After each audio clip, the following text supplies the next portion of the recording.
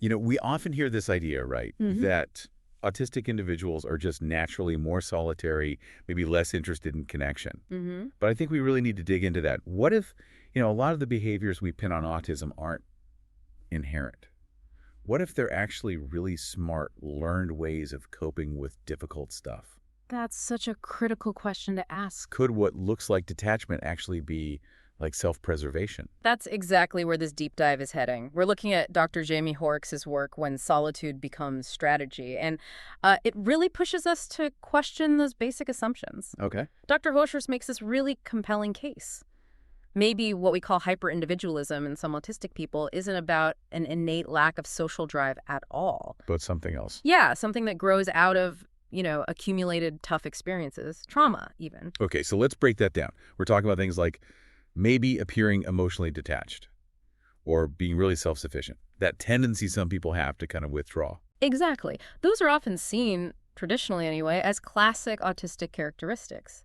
The narrative is often, well, they just prefer being alone. But Dr. Hoerricks flips that script. What if these aren't just traits baked into the diagnosis? What if they're actually adaptations? Adaptations. How so?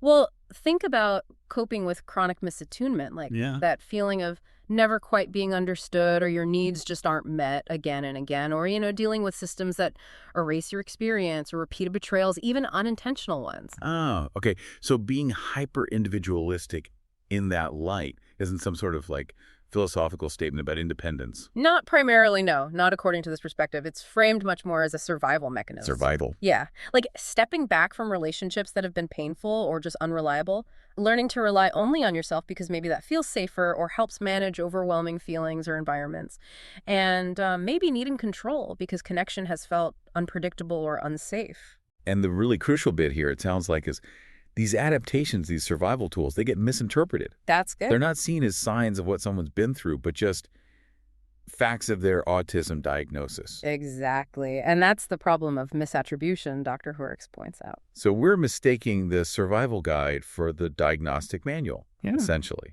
Which, wow, that changes everything about how we'd approach support, doesn't it? It completely reframes it because if we only see these behaviors through an autism lens, we risk totally missing the impact of difficult, maybe traumatic experiences. Right. And if you miss that, you block the path to potential healing, to relational recovery, because you're not actually addressing what might be the root cause or at least a major contributing factor. Okay, so building on that, this idea of misattribution, Yeah. it seems really important then to talk about how common, difficult, or traumatic experiences actually are for autistic people. It sounds like Dr. Hoerricks is saying it's, well, pretty common. Way more common than often acknowledged, yes. The argument is that for many autistic individuals, these experiences aren't outliers. They're almost woven into the fabric of navigating the world. How so? Well, imagine constantly moving through environments not built for your sensory needs, facing constant misunderstandings, dealing with systems, school, healthcare, whatever that might unintentionally exclude you or even punish you for just being yourself. Yeah. Okay, so it's not just like one big bad event necessarily. It's the drip, drip, drip of those smaller everyday difficulties. Precisely. It's cumulative. And research backs this up, There's work pointing to that constant mismatch between autistic people and their environments causing chronic stress.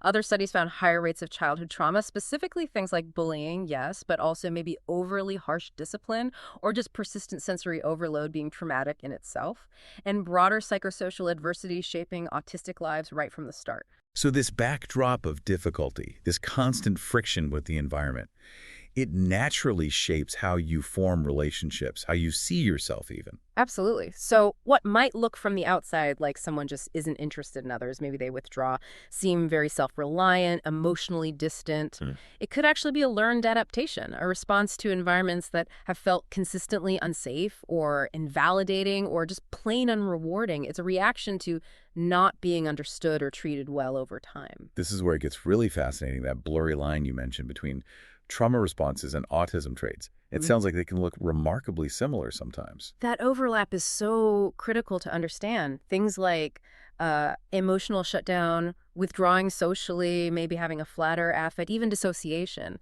These can all be responses to trauma or extreme stress. But they're often read as just autism. Exactly. They get misread as inherent autistic characteristics.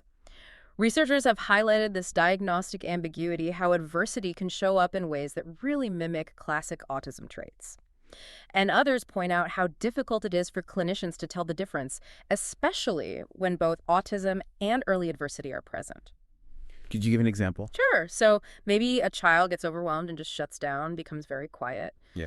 That could be seen simply as, oh, that's the autism, difficulty regulating emotions. Instead of seeing it as a self-protective response, trying to cope with feeling overwhelmed, trying to prevent more distress, or, a teenager who pulls away after being bullied or excluded repeatedly. They might just be labeled as having low social drive. Right, rather than recognizing it as someone actively avoiding situations that have caused pain, and that's the consequence of misreading it. So when these trauma responses get filed under just autism, the chance to offer trauma-informed care to address those underlying experiences is just missed. Completely missed. And it's crucial to say, this isn't about saying someone isn't autistic or that trauma somehow negates autism. Not at all. It's about Bocan. Exactly. It's about recognizing that these things often coexist, they interact, they influence each other. Our understanding has to be more nuanced than that. We need to consider the person's history, their experiences. Otherwise, we risk really misunderstanding what's going on and offering the wrong kind of help or no help for the actual underlying issue. Precisely. We need frameworks that are sensitive to context, sensitive to individual life stories. Dr. Hoerricks also talks about coping strategies, right? Things autistic people develop to navigate a tough world, but those strategies then get mistaken for negative symptoms? Yes, this is another really key piece. So imagine connection often feels risky or distressing. What do? You try to manage it, find ways to feel safer. Exactly. You might develop strategies that prioritize control, predictability, maybe what Dr. Hoerricks calls psychic distance. Like needing routines or having really intense interests. Those are great examples. But see, those very strategies needing routine, focusing intently, are sometimes labeled negatively. Aloofness, rigidity, obsessiveness, lack of reciprocity. But there's a reason behind them. There's a function. Research shows autistic people and their families often describe coping with tough times by withdrawing, maybe disengaging emotionally a bit, relying heavily on those routines. So it's not about not wanting connection. It's about creating safety, establishing predictability when things feel chaotic. There was even a case study suggesting severe trauma could produce states that looked very much like autism. It really highlights how the mind adapts to survive extreme circumstances. Wow. And even things like appearing detached or being very internally focused. Well, some perspectives, like psychodynamic ones, might suggest that kind of withdrawal can be a defense mechanism against early trauma or relational difficulties.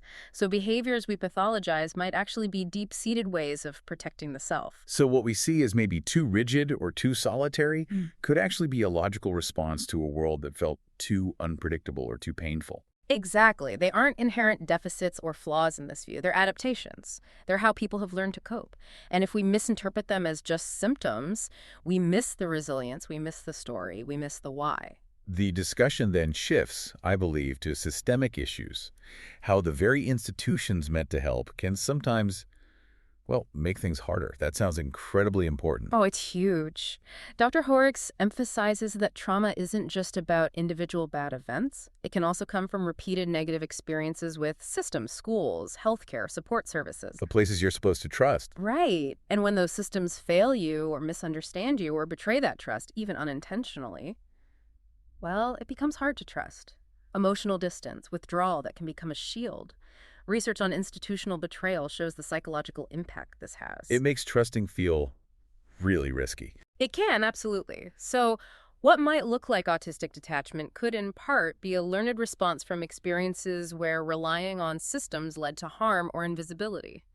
There is analysis showing how people marginalized by systems might retreat inwards as a way to reclaim themselves when those systems make them feel unseen. You mentioned in an example earlier the British boarding school model. Yes. Some analyses suggest that model, perhaps unintentionally, could foster a kind of emotional self-reliance, a suppression of vulnerability. The resulting detachment can look surprisingly similar to behaviors sometimes labeled as autistic traits. Interesting. And you see similar themes elsewhere. Studies on marginalized youth showing how they might develop intense self-reliance because systems abandoned them, not because they preferred it, but out of necessity.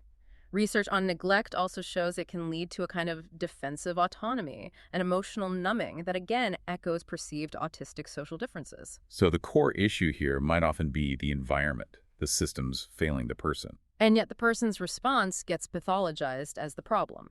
as if it's an inherent trait of theirs. That's the crux of it. The problem might lie significantly in the systems, but the autistic individual's adaptation to those systemic failings gets framed as their personal deficit. Which leads us to think about culture, doesn't it? How our societal norms, especially in the West, around things like individualism and how we should express emotions might play into this misinterpretation. Absolutely. Western cultures often value outspokenness, visible emotional expression, and a certain kind of independence. When autistic ways of being or trauma responses deviate from that narrow norm, They get labeled. they can get pathologized, yeah. So what looks like autistic disinterest might actually be a perfectly reasonable refusal to re-enter spaces that have proven harmful or invalidating. What looks like emotional detachment could be a vital protective shield. Autonomy becomes a survival strategy. And this is where something like the power threat meaning framework, the PTMF, offers a different lens. Can you explain that a bit? Sure, the PTMF is basically a different way to think about distress and behavior. Instead of asking, "What's wrong with you?"